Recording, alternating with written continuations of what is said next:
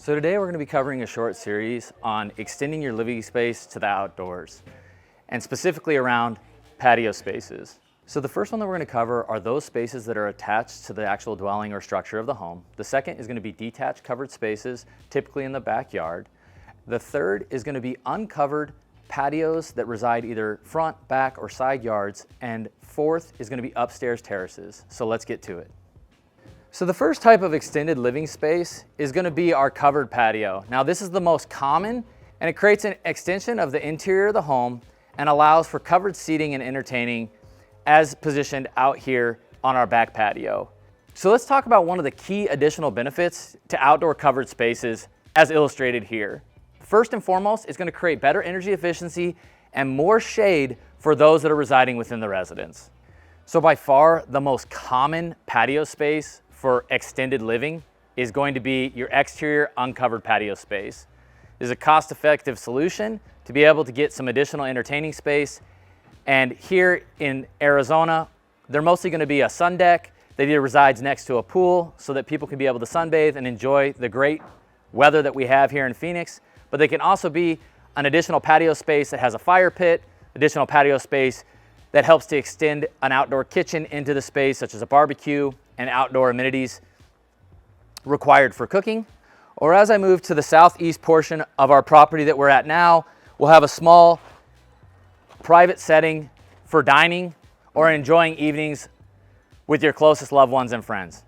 So the second most common covered structure that we're going to see on a residence is going to be a detached covered living space. Now this could be a gazebo, a casita that's maybe positioned outside with an outdoor patio, but regardless, it's going to be a covered space that's an extension of the backyard and patio living. It's going to typically provide opportunities for additional entertaining, maybe a bar area, as well as a TV outside near the pool or other decking systems throughout the exterior landscape and hardscape package.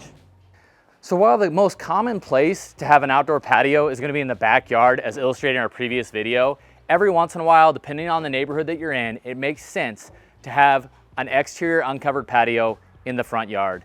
This provides additional benefits of extending the living space, in this case with a fire feature that will allow the homeowner to be able to mingle with their neighbors and be able to integrate into the tight-knit community that we have here in the Arcadia market. And there's plenty of neighborhoods just like this throughout the country where it just makes sense to be able to include this in the overall design and functionality of your home.